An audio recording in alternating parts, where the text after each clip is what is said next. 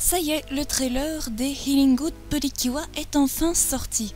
Donc qu'est-ce que l'on peut déjà dire sur les Healing Good Purikiwa et ce que l'on pourrait déjà redire? Eh bien, je vais en discuter durant toute cette vidéo. C'est parti les amis. Avant de commencer cette vidéo, je tiens à vous annoncer qu'il y a du spoil de différentes saisons. Donc je tiens à vous prévenir plutôt que de vous guérir, car oui, les Healing Good Purikiwa guérissent plutôt qu'elles ne rendent malade au fait. Allez, ça y est. Allez, je lance la vidéo, c'est parti! En regardant le trailer, j'ai vu une certaine magie enchanteresse venant de la nature. Pourtant, il y a aussi un aspect un peu médical, mais beaucoup moins glauque que des aspects médicaux que l'on a dans les séries habituelles en ce qui concerne la médecine et tout ce qui touche à l'univers de la médecine. Mais très vite apparaissent les premiers personnages. Nodoka, Shiyu et Hinata. Ces trois filles-là sont donc choisies par un petit chien nommé Reito, ainsi que Lapine, Pegilin et Nyantora, pour devenir les Healing Good Purikiwa. Nodoka obtient le pouvoir des plantes grâce à Lapine et peut se transformer en Kua Grace. Shiyu obtient à son tour le pouvoir de l'eau et tout ce qui touche à l'aquathérapie grâce à Pegilin. Tandis que Hinata, elle obtient le pouvoir de l'ensoleillement, du moins tout ce qui touche à la luminothérapie, grâce à Nyantora, donc le petit chat. Donc ce sont ces trois animaux qui vont donc les aider à se transformer, tandis que Reito serait peut-être, apparemment du moins, la descendance d'un chien royal nommé Teitin. Donc voilà, Teitin, ce chien qui serait apparemment le reine pour protéger et du moins sauver le monde contre toutes les maladies qui la dominent. Donc Kua Grace, Kua Fontaine et Kua Sparkle vont devoir lutter ensemble contre les maladies et protéger également accessoirement les animaux. D'après ce que je vois aussi sur certaines images, elles ont un petit cabinet de vétérinaire portable tel que le Kirapati que l'on a eu il y a quelques années plutôt grâce au Kira Kira Purikiwa à la mode. Donc j'imagine qu'également il sera transformé en jouet pour que les petites filles puissent jouer grâce à ce petit jouet, donc le cabinet de vétérinaire médecine. Et en parlant de jouets, j'ai remarqué qu'il y avait un jouet qui avait retenu particulièrement mon attention. La couronne de fleurs tambourin, donc voilà, le tambourin auquel les petites filles pourront s'amuser à faire des jeux de rythme avec, avec ce jouet auquel il y aura forcément quelques fonctions intégrées là-dedans. J'ai adoré franchement le design et le concept de ce jouet parce que voilà, moi, je trouve que ça change déjà un petit peu des autres jouets que l'on avait sur les Purikiwa, mais bon. Franchement, c'est pas vraiment moi qui l'achèterai, c'est plutôt, j'espère un jour pouvoir devenir être maman pour que ma fille puisse jouer avec, du moins si j'ai une fille un jour.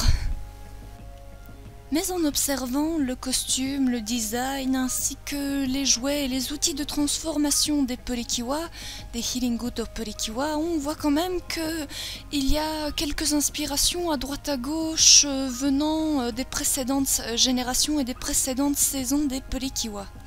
Donc pour commencer, le costume ressemble un petit peu à celui de Kua Felici des Mahou Girl Purikiwa. Il y a aussi de l'inspiration venant des Go Princess Purikiwa. Moi qui pour l'instant est en train de remater la série au complet, voilà, je trouve que le caractère design de Kua Grace ressemble énormément à celui de Kua Flora et un peu de Kua Ace des Doki Doki Purikiwa.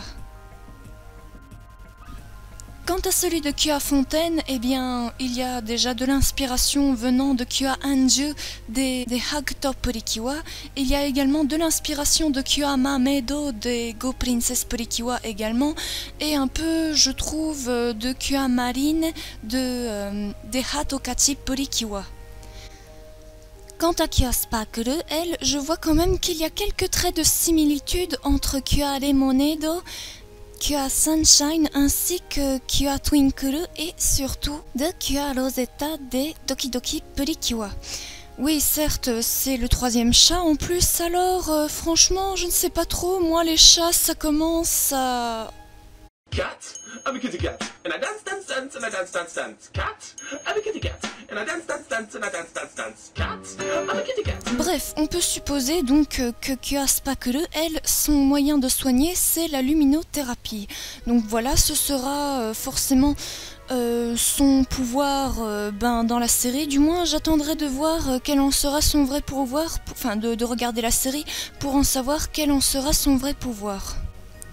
Également, je tiens aussi à faire part d'une petite note de déception, une petite, hein, pas plus grande qu'un ongle, c'est que voilà, encore une fois, le lapin a été repris pour faire un personnage protagoniste tel que Kyaguresu, et également le chat pour Kyaspakuru. Donc voilà, moi qui trouvais que Kyaguresu était déjà original, même si ça reprenait du caractère design venant de QAS et de QA Flora, ainsi un petit peu que de QA Hoip, des Kira Kira Purikiwa Aramodo. Donc voilà, également Kyaspakuru qui a également le chat pour animal totem, qui reprend aussi un petit peu le caractère design de QA Twinkle des Go Princess Purikiwa. Je suis un petit peu déçue. Bien sûr, ce qui ne me déçoit pas totalement, c'est que Kya Honten a pour animal totem le pingouin. Donc voilà,